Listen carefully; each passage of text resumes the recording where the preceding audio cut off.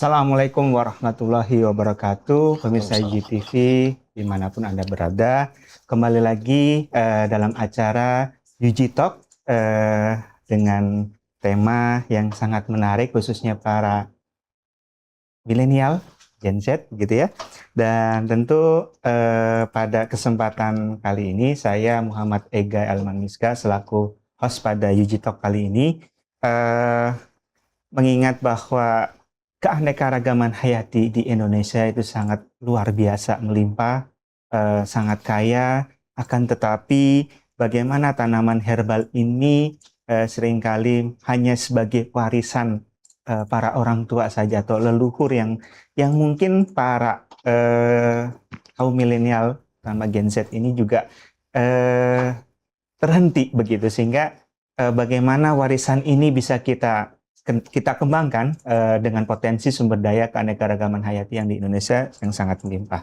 Nah, pertanyaan besarnya tentu bagaimana melahirkan generasi muda ini mampu menjaga warisan dengan keanekaragaman hayati khususnya tanaman herbal di Indonesia bisa lebih berkembang lagi, terutama inovasi yang berbasis dengan sains dan teknologi yang tepat guna.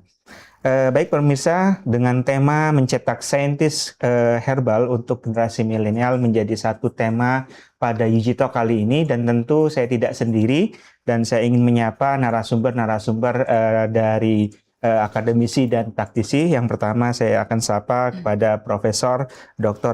Apoteker Samsudin M. Biomed selaku Guru Besar Program Studi Farmasi Universitas Gunadarma. Apa kabar Prof? Prof. Sam, sehat Prof. Sam? Alhamdulillah. Ini menarik mencetak saintis herbal untuk generasi milenial Prof. Nanti kita akan mengulas bagaimana menjaga warisan ini.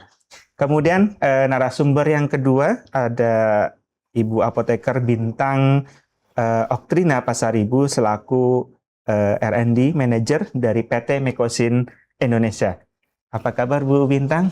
Baik Pak. Alhamdulillah sehat ya Ibu ya. Sehat. Nah ini Ibu Bintang salah satu R&D dari manajer PT Mekosin Indonesia. Dan narasumber berikutnya ada Pak Dani Herwidodo selaku Head of HRGA IT and Legal PT Mekosin Indonesia. Apa kabar Pak Dani? Alhamdulillah, puji Tuhan baik. Ya, syukurlah Pak Dani bisa di UG Talk kali ini ya, bisa berbagi sharing-sharing terkait dengan tadi menjaga warisan ya Pak ya, khususnya untuk generasi milenial. Baik, pemirsa UGTV, di segmen pertama ini kita akan mengulas terkait dengan bagaimana sih masa depan herbal dan peran generasi muda. Yang pertama saya akan ke Prof. Sam dulu. Prof, tadi di awal saya menyampaikan bahwa Indonesia memiliki kekayaan tanaman herbal yang luar biasa. Mengapa potensi besar ini begitu ya, justru membutuhkan lebih banyak saintis muda? Monggo, Prof. Ya, terima kasih atas pertanyaannya Mas Ega. Ya, memang kalau kita lihat kan Indonesia itu merupakan salah satu dari mega diversity country ya. Mega diversity country artinya kekayaan alam di Indonesia itu sangat berlimpah ruah ya. Belum lagi ditambah dengan kekayaan alam di lautan ya. Jadi mungkin sangat besar sekali. Dan itu dengan melimpah ruahnya kekayaan alam, terutama tumbuh-tumbuhan, itu ada sekitar 30.000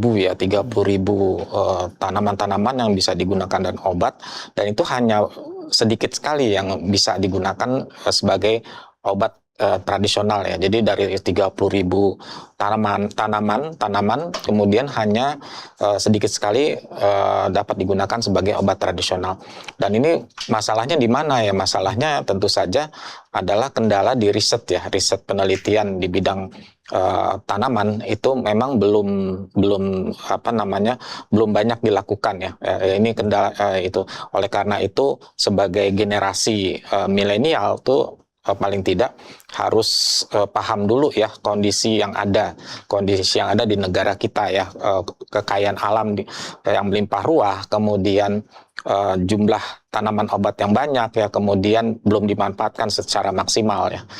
Nah, itu membutuhkan pemahaman dari generasi milenial. Kalau generasi milenialnya sudah paham, misalnya dengan sudah diberikan diberikan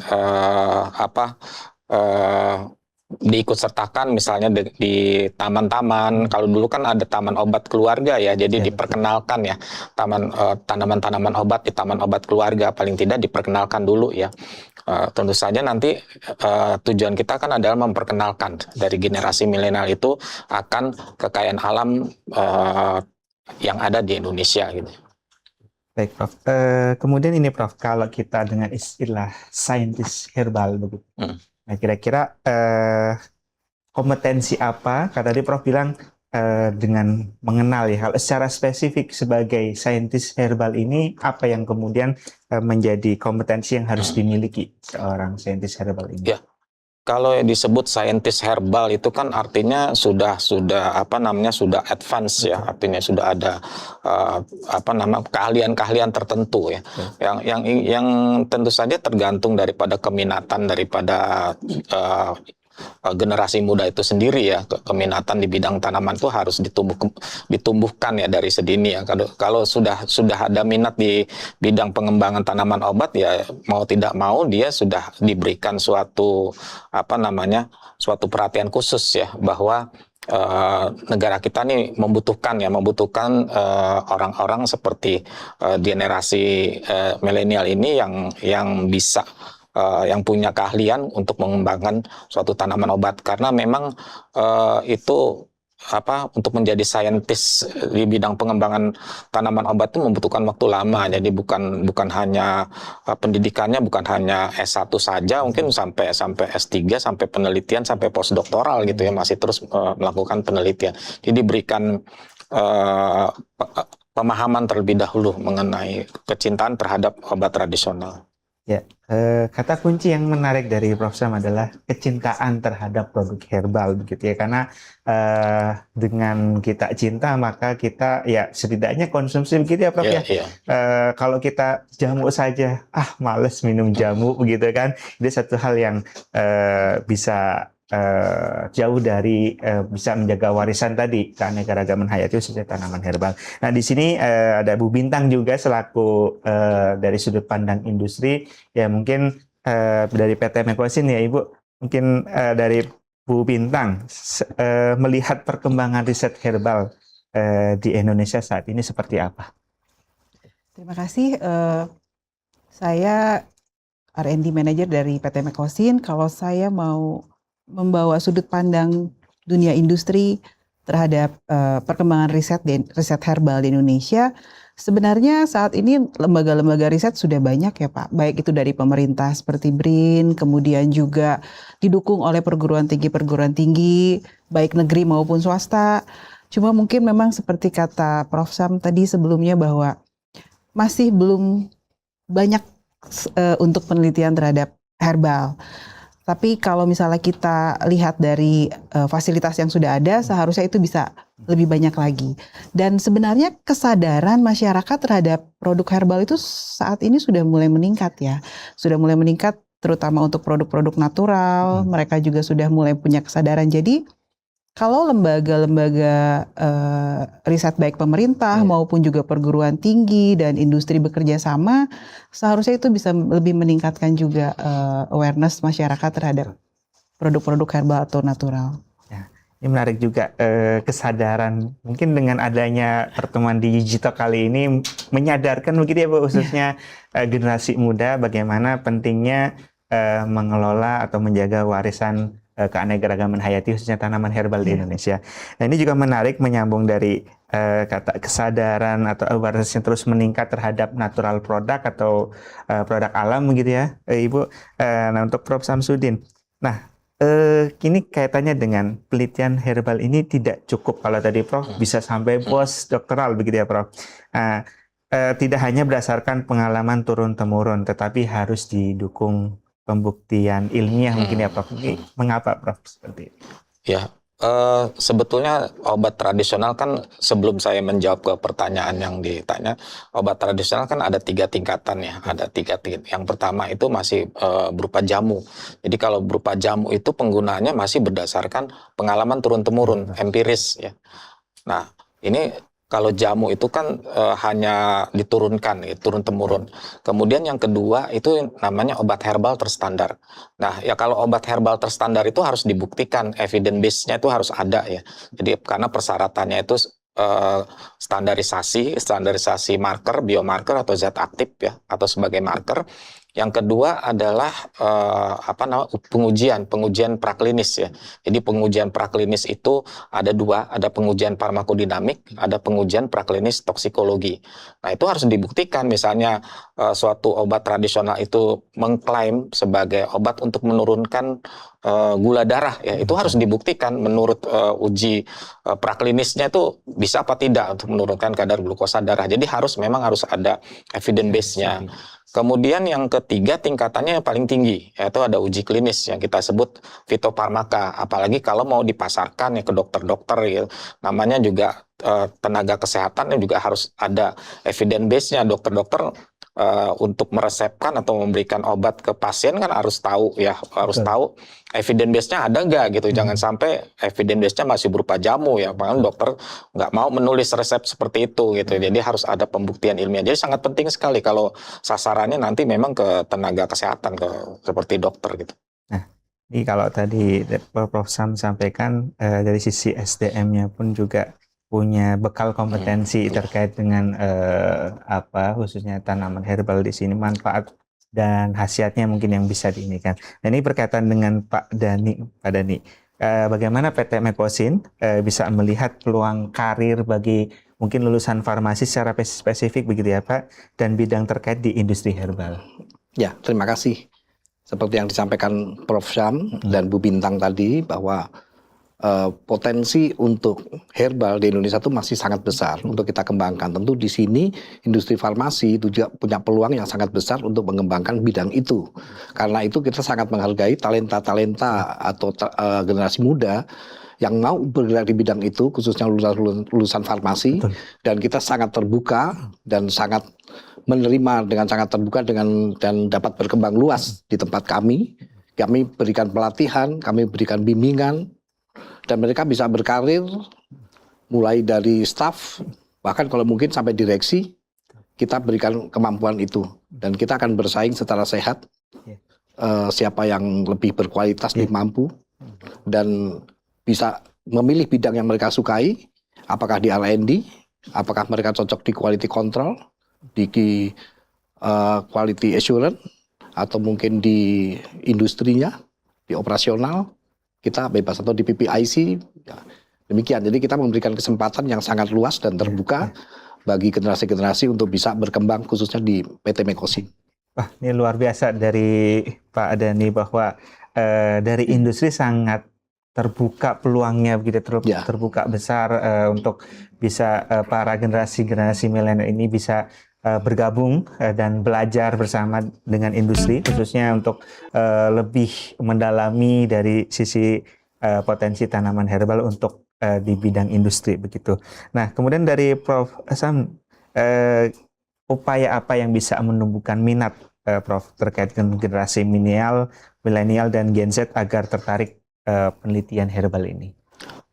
Kalau upaya untuk menarik minat ya, tentu saja mulai dari tingkatan menengah ya, mungkin ya itu sudah diajarkan, sudah digambarkan profesi-profesi yang terkait dengan penelitian herbal ya. Jadi harus ada harus ada menjelaskan terlebih dahulu ya profesi, misalnya yang terkait dengan herbal itu kan kebanyakan kan farmasi ya, misalnya bisa juga pertanian juga terkait juga.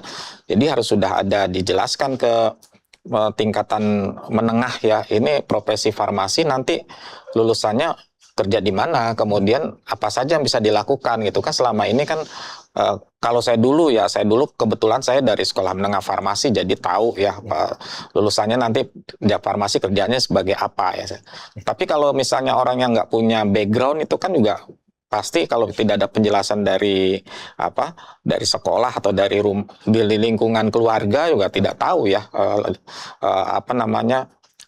farmasi itu ruang lingkup pekerjaannya tuh di mana gitu. Jadi saya rasa harus diperkenalkan dulu ya. Kemudian setelah memperkenalkan, setelah paham ya ruang lingkup pekerjaannya seperti apa, ya kemudian dia nanti akan timbul kesadaran sendiri ya untuk mengambil kuliah misalnya di tingkat S1 ya jurusan sesuai dengan keminatan yang dia sukai gitu. Jangan asal mengambil jurusan gitu ya, asal cepat lulus misalnya. Ya paling tidak sudah ada konsep ke depannya itu seperti apa gitu. Baik, menarik tadi yang disebutkan Prof. Berarti kunci dari yang tadi ada nyebut agrotech farmasi begitu ya Prof. Berarti ini salah satu mungkin kolaborasi yang nantinya bisa mencetak begitu dari industri, juga membutuhkan SDM yang berkualitas dari bagaimana di internal perguruan tinggi atau sekolah lanjut begitu ya untuk bisa kolaborasi, khususnya tadi disebut Prof. ada agrotech, contoh misalnya kemudian farmasi atau bahkan dengan ekonomi begitu ya Prof. Sehingga upaya kompetensi yang terbangun ini bisa memenuhi kriteria atau talenta-talenta mengisi di ruang-ruang industri khususnya di bidang farmasi, dan lebih spesifik lagi adalah tanaman herbal. Baik pemirsa IGTV, tak terasa di segmen kali ini kita sudah membuka pengetahuan dari mulai bagaimana membangun diri untuk bisa menjadi calon saintis herbal begitu ya, dan peluang-peluang industri sangat terbuka. Dan tentu di segmen berikutnya kita akan lebih detail lagi bagaimana saintis herbal ini bisa diimplementasikan secara penuh sehingga kebutuhan atau menjaga warisan keanekaragaman hayati khusus tanaman herbal ini bisa terus kita jaga sampai anak cucu. Nah itu mungkin itu di segmen 1. Kita akan kembali setelah jeda pariwara berikut.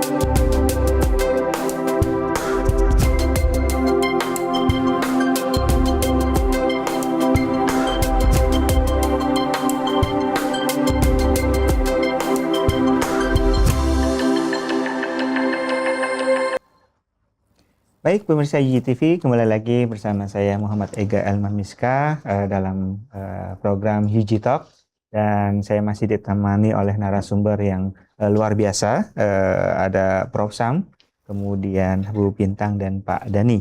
Baik, di segmen kedua ini tentu kita akan mengulas kembali, mengeksplor bagaimana setelah tadi terbentuk kompetensi atau kesadaran, keinginan untuk kemudian belajar sebagai pelaku untuk mengembangkan warisan khususnya tanaman herbal di Indonesia. Ini salah satu hal yang penting. Di segmen kedua kali ini kita akan berbicara mengenai bagaimana tanaman herbal ini bisa dijadikan apa, potensinya seperti apa, dan yang lainnya akan diulas pada segmen kedua ini. Yang pertama saya akan ke Bu Bintang. Bu, bagaimana sih proses sebuah tanaman herbal ini dapat berkembang menjadi produk yang siap dipasarkan? Mungkin bisa menceritakan dari PT Mekosin. Ya baik Pak Ega. Perjalanan untuk tanaman herbal menjadi suatu produk itu tidak pendek, itu cukup panjang ya Pak. Kalau dalam industri sebenarnya ini bukan hanya menjadi bagian dari R&D, tapi ada satu departemen lagi yang namanya Busdev. Itu juga kebetulan ada di tim saya. Nah, pengembangan produk itu dimulai dari tim Busdev, di mana mereka mulai membuat konsep dari ide. Ide tersebut kemudian harus dikembangkan menjadi konsep. Nah, konsep itu tuh yang dilakukan adalah kajian-kajian jurnal dulu. Kemudian setelah dilakukan kajian jurnal, melakukan identifikasi zat aktifnya, kemudian dosisnya, baru kemudian dikembangkan oleh Departemen R&D.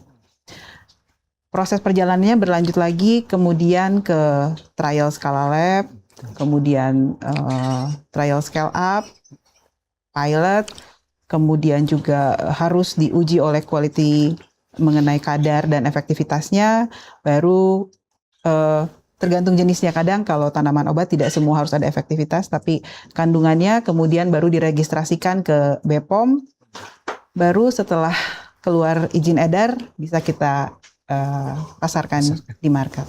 Luar biasa. Jadi memang panjang perjalanannya. PT Mekosin itu dari sisi menjaga kualitas warisan mungkin ya Ibu ya dari Betul. founder Mekosin yang terkenal berarti produknya Produk laserin. Laserin. Oh, berarti pemirsa UTV, Laserin ini satu warisan juga menjaga cinta keluarga menjadi satu produk yang bisa dicintai masyarakat Betul. Indonesia. Luar biasa. Ibu tadi menarik, salah satunya adalah keamanan juga begitu ya Bu ya, keamanan Iya, betul. produk.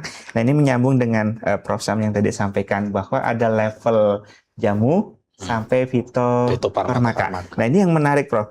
Mengapa penelitian mengenai keamanan dan tadi Bu Bintang juga berkaitan dengan efektivitas begitu ya terhadap tanaman herbal menjadi tahapan yang sangat penting begitu Prof?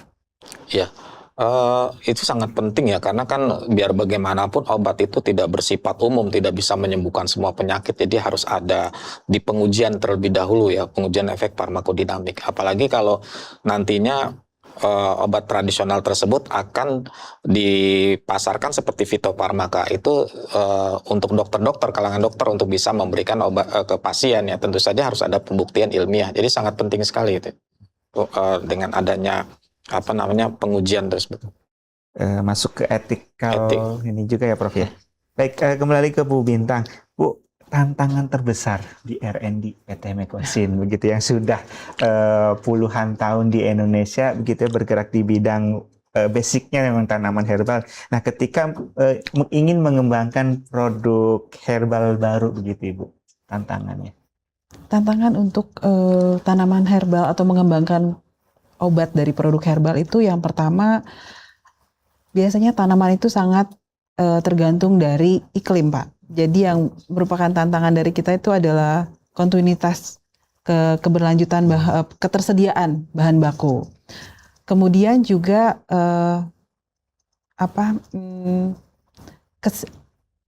kadang-kadang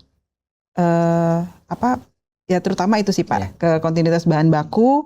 Kemudian yang harus kita perhatikan juga tadi karena tanaman itu kadang-kadang dipengaruhi oleh iklim sehingga kualitasnya kadang-kadang tidak stabil. Nah, tadi kembali ke khasiatnya itu menjadi tantangan kami karena kadang-kadang kalau tanamannya tidak stabil, yang dikhawatirkan khasiatnya juga menjadi tidak stabil.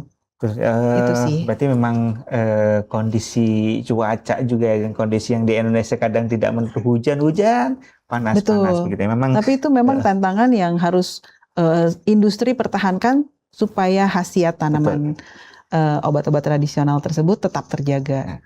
Ini juga akan menarik dengan berarti menjadi peluang riset juga ya Prof ya. Bagaimana sih Prof perkembangan riset fitofarmaka di Indonesia dibandingkan negara lain dengan mungkin tadi Bu Bintang dari industri mengalami tantangan di iklim begitu Prof? Ya sebetulnya riset di Indonesia terutama untuk fitofarmaka ya itu sangat rendah sekali ya dibandingkan negara lain. Tadi saya kasih penjelasan bahwa Indonesia ini kan merupakan salah satu negara mega diversity country, jadi ada sekitar 30.000 tanaman ya dan digunakan sebagai obat. Tetapi yang terdaftar di Badan POM itu untuk obat herbal untuk fitofarmaka itu hanya sedikit sekali ya. Saya data pastinya saya belum melihat ya data pasti yang baru ya. Tapi tahun 2000 mungkin bisa ditambahkan nanti dari Bu Bintang ya.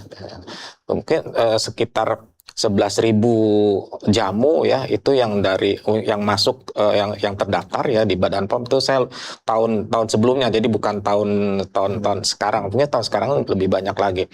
itu hanya beberapa saja. Dan itu untuk Phytopharmaka itu paling-paling hanya 11 ya. Jadi 11.000 jamu Phytopharmaka yang terdaftar tuh mungkin 11, mungkin sekarang sudah naik ke jadi 20-an gitu ya. Jadi artinya apa? Artinya kan ada kesenjangan ya dari yang daftar sebagai jamu ya. Yang Phytopharmaka, karena tingkatan Phytopharmaka ini paling tinggi, jadi membutuhkan riset yang cukup mendalam, apalagi harus ada uji klinis terhadap manusia. Nah, ke Bu Bintang, nah berkaitan dengan tadi data yang disampaikan Prof. Sam, mungkin secara spesifik dari industri begitu Bu, seberapa besar sih peran inovasi? Tentu kan akan muncul persaingan begitu, apalagi kalau tadi di levelnya jamu mungkin ya Prof hampir 11 musik ya, tapi di Phytopharmakanya hanya sekian begitu. Nah, kira-kira peran inovasi dalam bisa memenangkan persaingan di industri sebagai mungkin perusahaan yang lama begitu di Indonesia, monggo Ibu. Itu untuk berkembang itu, untuk kita bisa bersaing di market itu memang kita butuh inovasi. Inovasi itu memang kunci. Tetapi inovasi itu tidak harus kita menemukan suatu bahan baru atau bahan aktif baru atau tumbuhan baru. Kadang-kadang inovasi di market itu bisa juga dalam bentuk sediaan baru. Jadi misalnya sediaan tersebut belum ada di market, itu membuat lebih mudah dikonsumsi, itu juga bisa menjadi inovasi. Itu juga yang kami lakukan di sini. Atau cara penyajian, jadi seperti sekarang Laserin itu sudah punya dalam bentuk saset. Nah, jadi itu merupakan inovasi juga. Jadi kadang tidak harus itu mempermudah ready to drink-nya, jadi bisa dibawa-bawa. Nah, jadi inovasi itu sebenarnya cukup luas Pak untuk bisa bersaing. Kita harus bisa melihat dari segala sisi, termasuk dari sisi bisnis juga, apa yang bisa dikembangkan dan mempermudah konsumen untuk mendapatkan atau menikmati atau menggunakan obat tradisional tersebut. Ya, berarti artinya improve dengan kebutuhan konsumen yang tadi easy to drink dengan Laserin yang mungkin botol begitu ya Bu. Kita tahu kan pakai botol ya. Sekarang ada saset ya Ibu. Nah, ini salah satu upaya bisa menjawab persaingan industri herbal. Mungkin ke Pak Dhani. Pak Dhani, kompetensi apa sih yang paling dicari perusahaan ketika merekrut lulusan baru? Mungkin informasi ini bisa menjadi informasi yang sangat berarti begitu ya untuk mempersiapkan diri masuk atau bergabung dengan PT Mekosin. Ya. Ya, ini sangat menarik ya. Saya kira bukan hanya PT Mekosin, tapi saya kira juga perusahaan lain juga pasti merasakan. Orang bilang saat ini pengangguran di kita tuh banyak. Itu betul. Tapi kita tuh sulit loh cari tenaga kerja yang berkualitas saat ini gitu. Memang pengangguran banyak, tapi yang berkualitas itu nggak banyak. Jadi saya ingin sampaikan bahwa perusahaan itu membutuhkan bukan hanya intelektual, tapi kita juga butuh orang yang intelektual, mental, sekaligus juga spiritual. Karena itulah yang bisa menjaga kesinambungan dia, gitu. Jadi kita perlu ada keseimbangan antara hard skill dan soft skill-nya. Kalau kita lihat sekarang saat ini, saya tidak stereotip terhadap salah satu generasi, tapi orang bilang ada generasi tertentu, itu di kantor juga sama. IQ-nya tinggi, IP-nya bagus, masuk, dimarahin sebentar, langsung keluar. Healing 2 hari, baru balik lagi ke kantor. Ya, kita gimana kita menghadapi generasi yang seperti itu gitu. Pinter nggak? Oh pinter. Tapi cepat ngambek gitu loh. Jadi agak susah. Kita kalau kita bilang seperti apa sih yang kita butuhkan, kita maunya itu generasi yang bukan orang yang cepat, tapi orang yang juga tahan terhadap tekanan, orang yang terkena tekanan langsung cepat balik lagi. Dia bisa recovery dan bisa fit lagi untuk bekerja. Nah, kita butuh yang seperti itu. Kita butuh orang yang bukan hanya pintar, tapi juga orang yang punya integritas. Bukan orang yang hanya punya kemampuan di bidang yang kita butuhkan, tapi juga orang yang punya kemampuan kerjasama, terus bisa berkomunikasi dengan yang lain, taat beribadah. Nah, kita butuh yang seperti itu. Demikian. Jadi itulah yang agak sulitnya ya, yang kita dapat tantangan kita seperti itu. Ya, berarti menarik begitu ya tadi. Jadi akademik itu bukan menjadi satu tumpuan yang utama begitu, tapi survive di Betul. lingkungan kerja, kemudian soft skill mungkin ya Pak ya. Iya, Nah soft mungkin skill. bisa dispesifikan soft skill apa yang menjadi kunci untuk bisa keberhasilan PT Mekosin juga atau mungkin di industri farmasi lainnya. Sebenarnya apa sih yang harus dipersiapkan dari sisi soft skill selain tadi spiritual gitu. Ya. Ya kita menyadari bahwa itu tidak diajarkan di kampus, gitu ya. Kita menyadari loyalitas, integritas, saling menghargai itu sesuatu yang nggak diajarkan di kampus. Kita menghargai karena itu kita punya core value, kita punya corporate culture. Disitulah kita ingin mendidik karyawan-karyawan kita agar mereka juga punya punya pemahaman atau punya dasar mental yang kuat sebagai seorang karyawan yang pada saatnya nanti dia akan menjadi pengusaha gitu. Seperti contohnya adalah dia punya integritas, loyalitas. Ada contoh-contoh yang kita berikan. Dia berkomunikasi, terutama dia kerja tim, Superman, bukan super tim, bukan Superman dia itu. Kemudian dia juga harus bisa menghargai orang. Orang berbeda-beda kemampuannya. Nah dia juga harus bisa menghargai. Ya contoh-contoh seperti itu kita tanamkan. Kita ada corporate culture yang pada saat karyawan masuk tempat kita, itulah yang kita berikan pada dia, kita latih ya untuk bisa supaya dia memiliki mental yang baik dan kuat. Luar biasa Pak Dhani menyampaikan secara lugas, tegas begitu ya bagaimana industri pun juga ingin mengharapkan satu SDM yang berkontribusi atau yang bergabung dalam industri farmasi ini punya soft skill dan hard skill yang balance atau seimbang gitu. Nah ini juga akan berkaitan dengan Prof Sam sebagai kalau dari sudut pandang perguruan tinggi Prof, peran perguruan tinggi dalam mempersiapkan mahasiswa agar siap memasuki dunia industri itu seperti apa Prof? Ya, sebetulnya perguruan tinggi dalam mempersiapkan mahasiswa untuk bisa terjun ke industri itu sangat penting sekali ya, karena di perguruan tinggi itu adalah seperti halnya kawah candra di muka ya, sebelum si lulusan itu benar-benar menghadapi tantangan yang sebenarnya. Kalau dalam menghadapi tantangan sebenarnya kan di masyarakat ya, ini seperti apa ya.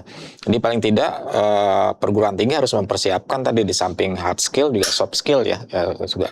Kemudian organisasi, kemudian agama ya, cinta kepada agama kuat, agamanya kuat gitu ya. Kemudian bisa toleransi terhadap individu. Pokoknya bisa melakukan pekerjaan dalam suatu tim gitu. Ya. Jadi menarik juga yang Pak Dhani bilang bukan Superman tapi super team gitu. Ini luar biasa kata kunci penting di dunia pasca kampus mungkin ya Prof ya. Nah mungkin ke Bu Bintang juga. Nah kira-kira bentuk kolaborasi ideal menurut Bu Bintang sebagai HRD ya, antara universitas dan industri dalam menghasilkan inovasi herbal.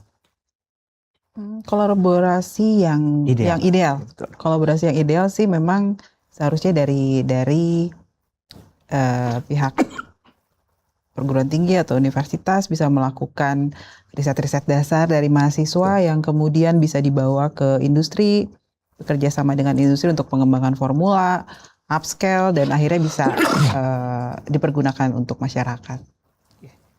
Mungkin terakhir ke Prof Sam, memastikan hasil riset tadi artinya tidak hanya publish jurnal saja gitu Prof, sehingga industri pun juga bisa merasakan dampak dari hasil riset ini, tidak berhenti di laboratorium juga tetapi mampu memberikan manfaat bagi masyarakat. Itu pandangan Prof Sam seperti apa? Ya, sebetulnya tantangan dosen kalau di perguruan tinggi kan dosen bukan hanya melakukan penelitian saja ya. Jadi ada yang namanya tridharma perguruan tinggi, jadi melakukan pendidikan atau pengajaran, kemudian melakukan penelitian dan pengabdian masyarakat. Itu kita bisa manfaatkan ya, kita bisa manfaatkan untuk merancang suatu penelitian nantinya ke arah hilirisasi ya. Ya misalnya seorang dosen itu dalam memulai suatu penelitian itu harus mempunyai peta jalan penelitian roadmap.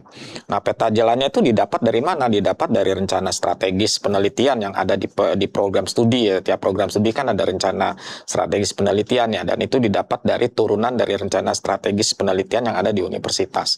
Jadi seorang dosen harus punya peta jalan penelitian, kemudian supaya penelitian yang akan dilakukan oleh dosen itu sendiri itu terarah gitu ya, terarah. Jadi paling tidak nanti sampai tingkat TKT sampai TKT di atas 7 ya, yang sudah bisa hilirisasi gitu. Jadi setelah TKT sudah ke arah 7 itu sebetulnya dari TKT 1 2 itu sudah mulai melirik-lirik nih.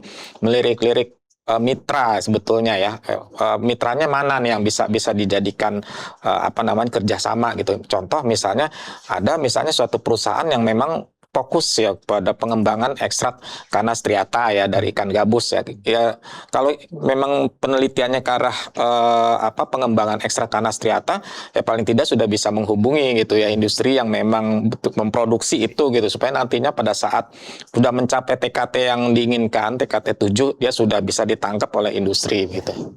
Baik, terima kasih Prof. Syam. Baik pemirsa, tak terasa di segmen kedua ini kita telah mengupas tuntas bagaimana potensi dari tanaman herbal itu dari sisi produk, kemudian apa yang harus dipersiapkan secara kompetensi diri, yang kriteria-kriteria yang dibutuhkan oleh industri ini juga menjadi penting sehingga kita bisa menjadi, yang menarik kata Pak Dhani itu tadi, bukan Superman tapi super team tentu di bidang industri. Baik, kita akan kembali di segmen ketiga setelah jeda program berikut.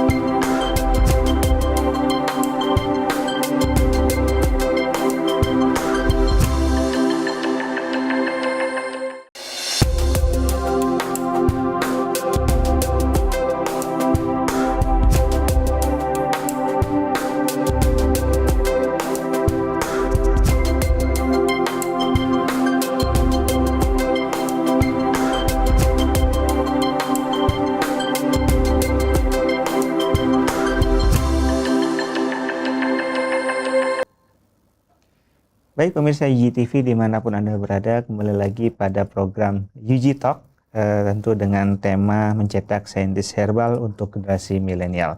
Di segmen kali ini tentu akan menjadi informasi baru untuk pemirsa UG TV terkait bagaimana perkembangan tanaman herbal di kancah internasional. Dan masih ditemani oleh 3 narasumber yang luar biasa, ada Prof. Syam, Bu Bintang, dan Pak Dhani. Di segmen kali ini saya akan ke Prof. Syam terlebih dahulu mungkin ya. Peluang Indonesia, Prof, dengan mega diversity-nya yang sangat melimpah dan luar biasa. Kira-kira peluang Indonesia menjadi pusat pengembangan herbal di dunia ini seperti apa, Prof? Pengamatan dari Prof. Syam. Ya, sebetulnya peluang Indonesia untuk menjadi pusat pengembangan herbal di dunia itu sangat berpeluang sekali ya.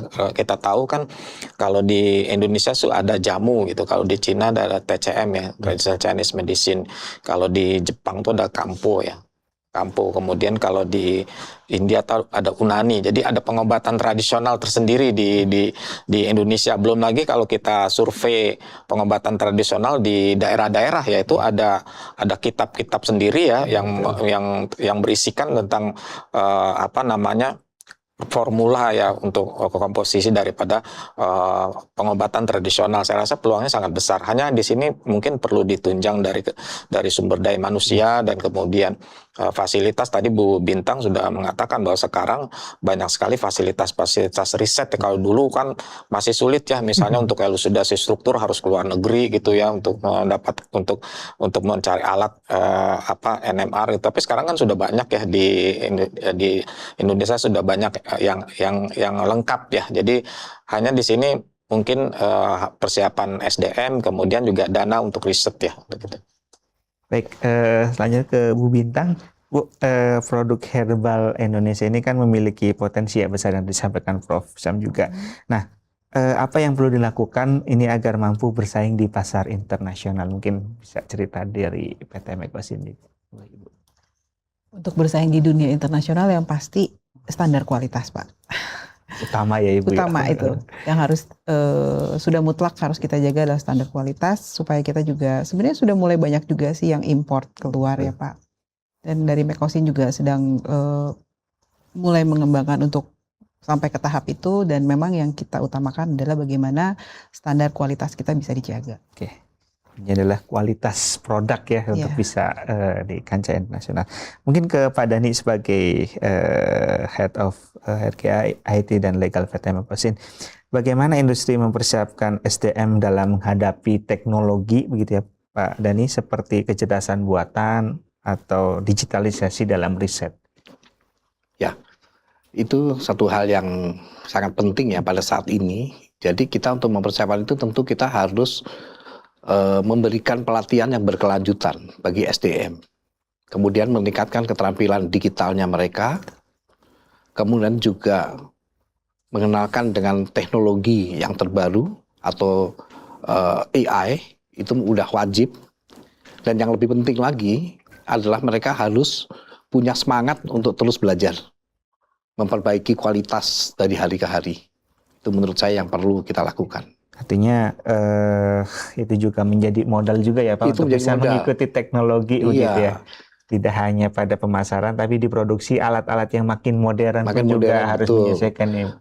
Orang yang mau belajar, mau terus belajar, dia akan membuka banyak hal, medsos, buka ini sehingga dia akan semakin pintar. Ya, betul. Tapi kalau itu aja udah enggak, hanya dapat dari instruktur atau dari pengajar, ya susah. Akan tertinggal begitu ya Pak. Iya, jadi perusahaan memberi, tapi dia sendiri juga harus mau berusaha. Ya, betul. Mengimprove Itu. diri sendiri Mengimprove untuk diri bisa sendiri, lebih ya itu berkembang. penting. Baik, mungkin ke Prof. Sam ya. Kira-kira dengan teknologi modern sekarang, Prof, tadi menarik juga kalau harus analisis ini ke luar negeri dulu. Nah, dengan kondisi sekarang, Prof, tentu teknologi modern terus berkembang dan bisa mempercepat penelitian tanaman herbal begitu ya, Prof. Mungkin secara spesifiknya seperti apa, Prof? Saya rasa sekarang sudah banyak ya fasilitas-fasilitas laboratorium yang cukup lengkap yang bisa memfasilitasi penelitian di bidang obat tradisional dibandingkan tahun-tahun sebelumnya ya. Jadi sekarang sudah udah mulai lengkap ya. Sekarang sudah ada laboratorium ya untuk pengujian gitu. Sudah banyak ya yang tersertifikasi. Oke. Baik, ke Bu Bintang, kalau berkaitan dengan generasi muda saat ini, Bu Bintang, menurut Bu Bintang sebagai R&D di PT Mekosin, kira-kira sudah cukup siap menghadapi perubahan dunia industri farmasi? Gimana Bu Bintang? Dari tadi kita sudah banyak membicarakan generasi muda juga ya. Betul. Kalau menurut dari point of view saya, sebenarnya generasi muda saat ini itu adalah generasi yang paling terbuka. Betul. Terbuka informasinya, mereka sangat suka untuk membuka medsos. Jadi untuk mendapatkan informasi dari mana-mana itu mereka sangat termasuk dalam hal perkembangan teknologi. Apa itu perubahan-perubahan yang terjadi. Jadi sebenarnya kalau dari point of view saya, untuk menghadapi perubahan mereka tidak sulit, apalagi kalau mereka mungkin yang harus dibantu adalah dari kita generasi sebelumnya atau mungkin kita sebagai praktisi di industri maupun di akademisi gitu, untuk membantu mereka memperkenalkan gitu dan membantu mereka juga mengarahkan, karena mereka akan sangat tertarik jika itu dikombinasikan dengan teknologi canggih, dengan AI, karena sebenarnya kalau lihat di sini aja teknologi ternyata semua walaupun dari pertanian tapi ujung-ujungnya ke teknologi juga kan Pak, ke AI dan sebagainya. Farmasi juga bisa seperti itu. Jadi sebenarnya kalau saya bilang generasi muda saat ini tuh mereka akan siap menghadapi perubahan. Optimis ya Bu ya? Betul, optimis. Luar biasa. Baik, ke Pak Dhani nih, kira-kira kalau tadi Pak Dhani menyampaikan bahwa soft skill begitu ya, industri tidak hanya melihat akademiknya saja, tapi soft skill. Nah ini mungkin Pak Dhani bisa menyampaikan saran bagi mahasiswa begitu ya yang ingin berkarir di perusahaan farmasi berbasis riset. Iya. Pak Dhani. Saya kira bagi mahasiswa yang ingin berkarir di perusahaan farmasi yang berbasis riset, itu di samping pertama harus memiliki pengetahuan dasar tentang farmasi, itu nomor satu. Kemudian yang kedua, mengembangkan skill Jadi terus belajar bertumbuh melalui media-media atau melalui narasumber, aktif ikut penelitian, ikut pengajaran atau pelatihan. Kemudian juga jangan lupa penguasaan bahasa. Saat ini di dunia itu bukan hanya bahasa Inggris, sekarang sudah banyak berkembang. Bahasa Chinese, terus Korea, sekarang udah banyak. Di Indonesia pun sekarang sudah banyak perusahaan-perusahaan asing yang masuk, Jepang. Dengan pengetahuan bahasa tadi, kita akan lebih mudah mempelajari atau meningkatkan skill kita. Dan jangan lupa soft skill yang tadi saya sampaikan. Jadi jangan hanya menguasai hard skill, tapi juga soft skill. Komunikasi, kemudian kerjasama, integritas, dan satu lagi spiritual yang handal. Itu. Baik.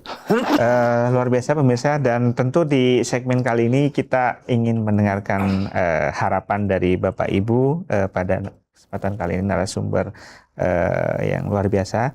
Nah, harapan dari Prof. Sam mungkin terhadap lahirnya generasi baru saintis herbal Indonesia yang mampu membawa kekayaan biodiversitas bangsa menjadi inovasi yang diakui dunia.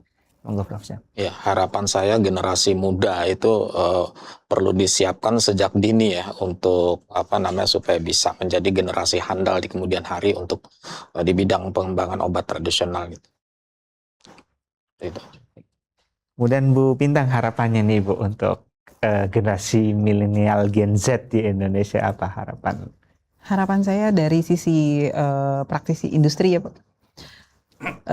Generasi muda terutama di bidang sains, saya mengharapkannya selain mereka juga punya ketertarikan terhadap ilmu, bisa juga untuk mengembangkan ke arah sense, marketing, dan brandnya, sehingga apa yang mereka teliti bisa juga mereka prediksi untuk bagaimana bisa sampai ke market. Luar biasa. Pak Dhani ini kayaknya luar biasa tadi, semangat untuk bisa mencari para penerus di bidang farmasi. Monggo Pak Dhani. Herbal itu di Indonesia masih banyak yang bisa digali, ya. Tadi Bu Bintang sudah mengatakan ketertarikan sudah mulai meningkat. Ini peluang bagi generasi muda. Cobalah Anda lebih inovatif. Herbal apalagi sih yang bisa kita gali dengan negara kita yang sangat kaya ini? Itu.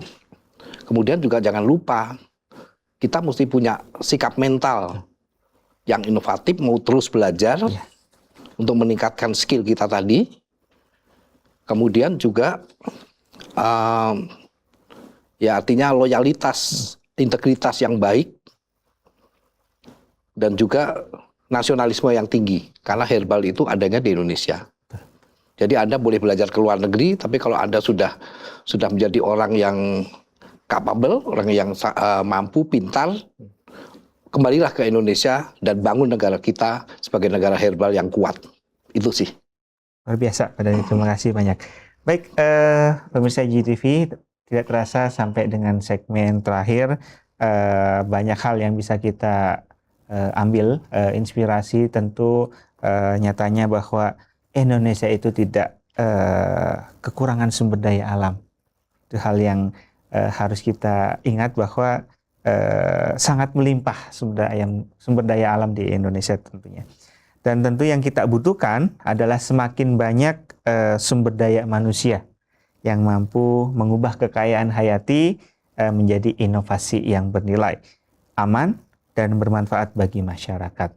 Nah, peran perguruan tinggi yang tadi kita sudah singgung, kemudian dunia industri dan generasi muda menjadi satu kesatuan yang tidak dapat dipisahkan dalam mewujudkan cita-cita tersebut. Terima kasih kepada para narasumber, Prof. Sam, Bu Bintang, Pak Dhani, atas inspirasi yang telah dibagikan. Semoga diskusi ini menjadi motivasi generasi milenial dan Gen Z untuk tidak hanya menjadi pengguna atau tidak hanya user saja, khususnya teknologi, tetapi juga menjadi saintis herbal yang mampu mengharumkan nama Indonesia melalui riset dan inovasi. Sampai jumpa di episode Gigi Talk berikutnya. Saya Muhammad Ega Elman Miska selaku host undur diri dan terima kasih.